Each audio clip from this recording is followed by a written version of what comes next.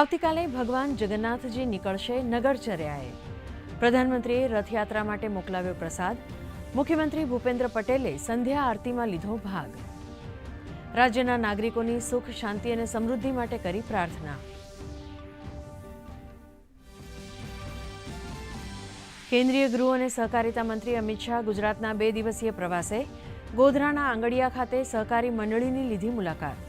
તો પંચામૃત ડેરી ખાતે રાજ્યની તમામ સહકારી બેંકો અને સહકારી ડેરીના ચેરમેન સાથે બેઠકમાં સહકારી સંસ્થાઓની સ્થિતિની કરી સમીક્ષા.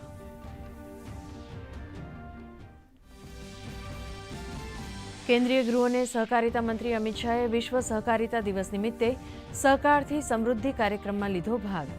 કાર્યક્રમમાં નેનો યુરિયા અને નેનો ડીએપી પર 50% સબસિડીની કરી જાહેરાત. થરાદના ચાંગડા ગામે મહિલા દૂધ ઉત્પાદકોને 0% વ્યાજના રૂપે ક્રેડિટ કાર્ડનું કર્યું વિતરણ.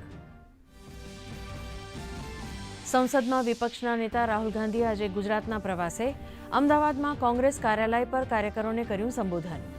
2027ની વિધાનસભાની ચૂંટણીમાં કોંગ્રેસના વિજયનો વિશ્વાસ કર્યો વ્યક્ત. રાજકોટ અગ્નિકાંડ અને હરણીકાંડ સહિતના પીડિતોની સાંભળી વ્યથા.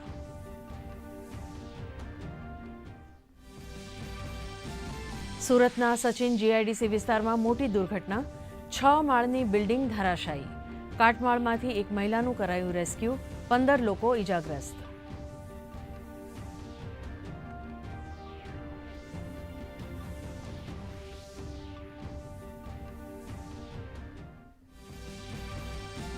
સંસદનું બજેટ સત્ર 22મી જુલાઈથી થશે શરૂ. 23મી જુલાઈએ કેન્દ્રીય નાણામંત્રી રજૂ કરશે બજેટ. પ્રધાનમંત્રી નરેન્દ્ર મોદીના નેતૃત્વવાળી ત્રીજી સરકારના પ્રથમ બજેટથી સામાન્ય માણસોને ઘણી આશાઓ.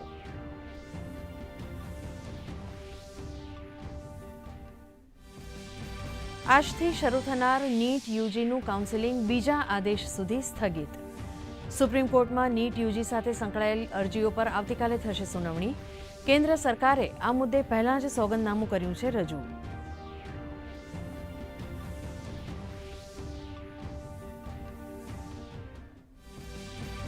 રાજ્યમાં મેઘમહેર. તાપીના ડોલવણમાં સૌથી વધુ 4.5 ઇંચ તો વઘઈમાં ખાબક્યો 2.5 ઇંચ વરસાદ.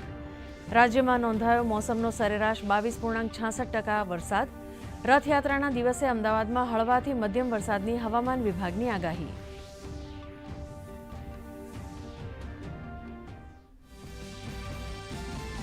હરારે ખાતે ભારત ઝિમ્બાબ્વે વચ્ચે T20ની 5 શ્રેણીની પ્રથમ મેચમાં ઝિમ્બાબ્વેએ ભારતને 13 રને આપી કારમી હાર. ઝિમ્બાબ્વે તરફથી કેપ્ટન રઝા અને ચતરાએ ઝડપી 3 વિકેટો.